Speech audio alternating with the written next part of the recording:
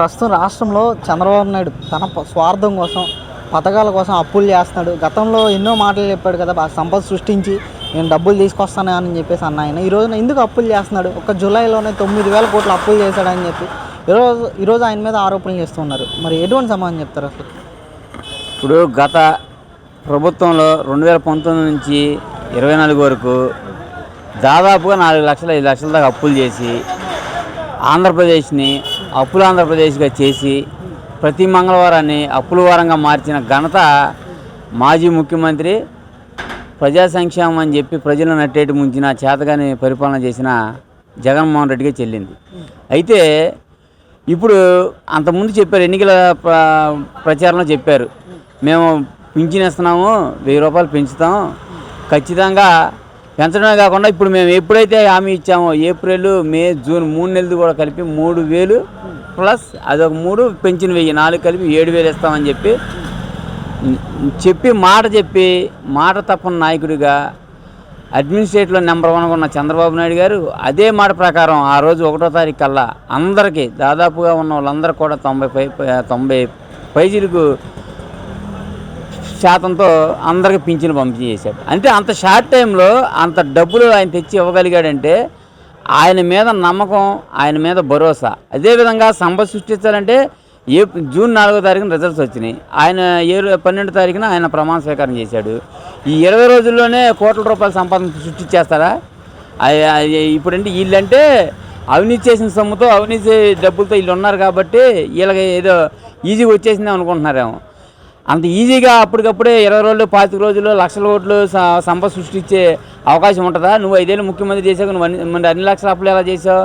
ఇలాంటి చేతగాని మాటలు చిల్లర మాటలు మాట్లాడుతున్నాడు కాబట్టి ముఖ్యమంత్రి హోదాలో ఉండి కూడా చిల్లర మాటలు మాట్లాడుతున్నా కాకుండా ఆడి కింద ఉన్న వాళ్ళతో కూడా మాట్లాడించాడు కాబట్టి ఈడ్చితంతే ప్రజలు 11 స్థానాలు పరిమితం అయ్యాడు. రేపు వచ్చే ఎన్నికల్లో కనీసం అతని స్థానంలో అతను గెలుస్తాడో లేదో కూడా తెలియదు. ఇప్పుడన్నా మానుకొని కొత్త గవర్నమెంట్ ప్రజలందరూ కూడా విశ్వసించి అందరూ మూగమ్మడిగా వేలాది మెజార్టీ వచ్చిందంటే జగన్మోహన్ రెడ్డి ఒక పనితీరుని వాళ్ళందరూ కూడా ఎంత దారుణంగా అతని పనితీరు వల్ల ఎంత నష్టపోయారో దాన్ని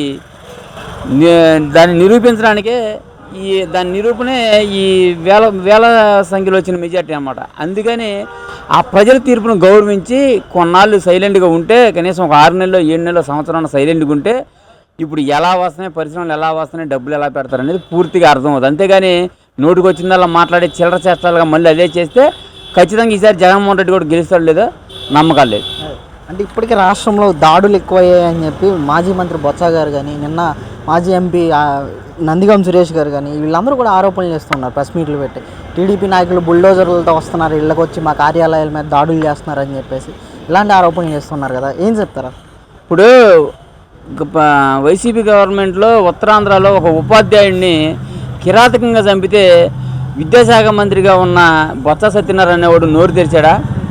అతను ఒకవేళ నోరు తెరిచినా అతను తెలుగు మాట్లాడితే ఇంకో ట్రాన్స్లేటర్ ఉండి పక్కన అతను ఏం చెప్తున్నాడు విని మళ్ళీ ఇంకోటి చెప్పాల్సి వచ్చింది. అదే బొత్స సత్యనారాయణ. అలాంటి వాడిని కూడా మనం పరిగణలో తీసుకోవాల్సిన అవసరం లేదు. అదేవిధంగా రాష్ట్రంలో దళితుల మీద తీవ్రమైన దాడులు చేసి దళితులని ₹1 కూడా ఎవరికి లోన్ ఇవ్వనప్పుడు నోరు మెదపని నందిగం సురేష్ అనేవాడు ఇప్పుడు ఏ మోకం పెట్టుకొని మాట్లాడుతున్నాడు? దాడులు జరుగుతున్నాయా? ఎక్కడ జరుగుతున్నాయి దాడులు? ఇది చూశాడా? ఎవడైతే ఓవర్ యాక్టింగ్ చేసి ఇచ్చులు చేశారో అక్కడ స్థానికంగా వాళ్ళ చిన్న ఘర్షణలు అవన్నీ జరుగుతుంటే దాన్ని భూతద్దంలో పెట్టి చూపించేసి మొత్తం రాష్ట్రం మొత్తం ఇదే జరుగుతున్నట్టుగా పెద్ద ఇచ్చేస్తున్నాడు. ఇప్పుడు విజయవాడ సెంట్రల్ నియోజకవర్గం ఉంది, ప్రశాంతంగా ఉంది, ప్రజలందరూ కూడా చాలా సంతోషంగా ఉన్నారు. సామాన్య జనం ఎవరో మమ్మల్ని టీడీపీలు కొట్టారనో లేకపోతే ఇంకోళ్ళు కొట్టారని ఎవరు రాలేదే.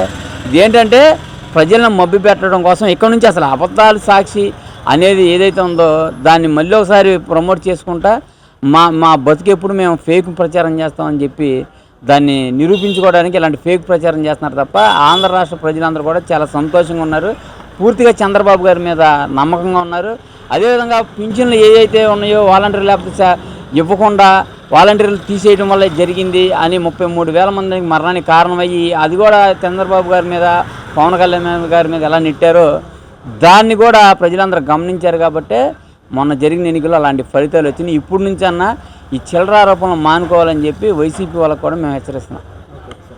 ఇప్పుడు గతంలో అసెంబ్లీలో తెలుగుదేశం పార్టీ 23 స్థానాలు గెలుచుకొని 23 స్థానాలతో అసెంబ్లీలోకి వెళ్తే ఆ రోజు కళ్ళు పెద్దవి చేసి మేము 150 మంది ఉన్నాం, మేము లేస్తే పారిపోతారు, మీరు ఒకరు కూడా స్థానాల్లో కూర్చోరు, అదేవిధంగా మీ దగ్గర నుంచి ఒక 5 కనుక ఇటు వస్తే అంటే మినిమం 10% ఓటింగ్ జరిగి అసెంబ్లీలో ఉన్న ఎమ్మెల్యేలో 10% కూడా లేకపోతే ప్రతిపక్ష హోదా కూడా ఉండదు. అలాగే నీ దగ్గర ఉన్న 23 మందిలో 5-6 ఇటు వచ్చారంటే నీకు ప్రతిపక్ష హోదా కూడా ఉండదని చెప్పి ఆ రోజు కళ్ళు పెద్ద చేసి బేభత్సమైన బిల్డప్ ఇచ్చి అధికారంతో విర్రవీగిన జగన్మోహన్ రెడ్డి ఈ రోజున ప్రతిపక్ష హోదా ఇవ్వండి అడుక్కునే పరిస్థితికి వచ్చాడు. ఎందుకంటే ప్రతిపక్ష హోదా ఆ రోజు అన్నావు కదా, 18 సీట్లు అయితేనే 18 సీట్లు కనీసం ఉంటేనే ప్రతిపక్ష హోదా, లేకపోతే లేదన్నావు కదా. ఇప్పుడు నువ్వు 11 స్థానాలతో ఎలా అడుగుతున్నావు ప్రతిపక్ష హోదా? అంటే నువ్వు ఆ రోజు అన్న మాట నీకు మర్చిపోయావా? ఇలాంటి చౌకబారు రాజకీయాలు చేస్తున్నావు కాబట్టి నీ పరిస్థితి ఎలాగుంది. నీకు ప్రతిపక్ష హోదా కాదు, అసలు ముందు అసెంబ్లీలోకి వచ్చి నువ్వు ప్రమాణ స్వీకారం చేసి పట్టుమని 10 నిమిషాలు కూడా కూర్చోకుండా పారిపోయావు. నువ్వు నిన్ను కనీసం నిన్ను ఎన్నుకున్న పులివెందుల ప్రజలకన్నా నువ్వు సమాధానం చెప్పాలి. వాళ్ళ తరపున నాకు నువ్వు చెప్పడానికి ఏమి లేకుండా పారిపోయి ప్రతిపక్ష హోదా కూడా లేదని చెప్పి నువ్వు అక్కడక్కడ కూర్చొని గతంలో అన్న చంద్రబాబు నాయుడు గెలిచినా, లోకేష్ గెలిచినా, లేకపోతే ఆల్రెడీ ఓడిచ్చేస్తున్నాం, గెలిచినా కాదు వాళ్ళని కూడా ఓడిచ్చేస్తున్నాం, మొత్తం 170 కొట్టేస్తున్నాడు, బెంకాలు పోయావు. తీరాలి ఒకవేళ గెలిచినా ఓడినా హైదరాబాద్ వెళ్ళిపోతారు తప్ప ఎవడో నియోజకవర్గం ఉండవు. నిన్న నీ కళ్ళు ఎవరన్నా ఇద్దేరా? మొన్న ప్రతి నియోజకవర్గంలో లోకేష్ చంద్రబాబు గారు కూడా లోకేష్ నియోజకవర్గంలో తిరిగి, అదేవిధంగా పిఠాపురంలో పవన్ కళ్యాణ్ గారు తిరిగి సొంత నియోజకవర్గ ప్రజలకు అందుబాటులో ఉండి అక్కడ అందరికి ఇంటింటికి తిరిగి పెన్షన్లు అందించిన పరిస్థితి నిన్న చూసాం. అదే చెప్తున్నాం, ఎప్పుడైనా కానీ అధికార మతంతో కళ్ళు నెత్తికెత్తి మాట్లాడితే ఖచ్చితంగా సావుదెబ్బ తప్పదని చెప్పి జగన్మోహన్ రెడ్డిని మేము మరొకసారి ఇలాంటి చౌకబారు ఆరోపణలు చేయకుండా, చిల్లర రాజకీయాలు చేయకుండా నీతిగా ఉండి చేసుకోవాల్సిందే మేము సూచిస్తున్నాం. Okay, thank you.